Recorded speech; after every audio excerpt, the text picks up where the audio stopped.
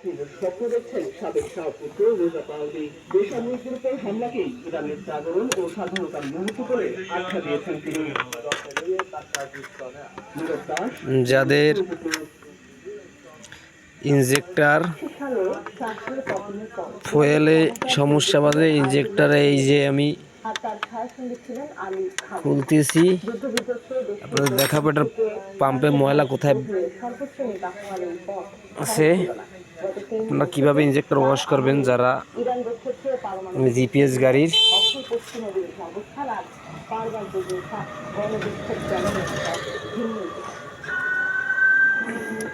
রাজতন্ত্রের কখনে শেষ পরীক্ষকে আয়াতুল্লাহ খোমেনির নেতৃত্বে ইরানে তখন ইসলামী বিপ্লবের জোয়ার।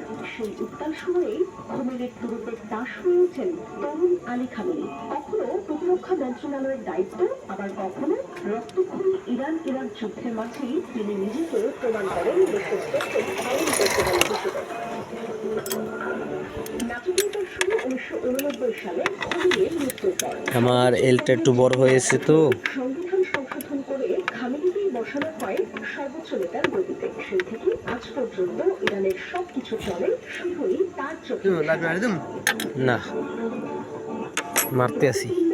তিনি ইরানকে বানিয়েছেন কখনো মার্কিন বিরোধী, কখনো পারমাণবিক কর্মসূচি, আবার কখনো মধ্যপ্রাচ্য জুড়ে রাগ হয়েছেন মরুফে ভাই।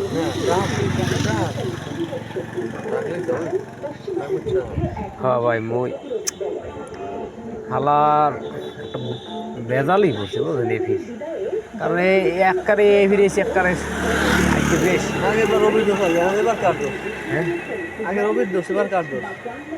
এবার যার দোষ হোক, আমার কথা কি জানেন, আগে আগে এখন যদি দিই না দিই কি কইছি ভাই বোঝেন না, পেটটা তো আমি করতে হইবে আমার চিন্তা মাথায়।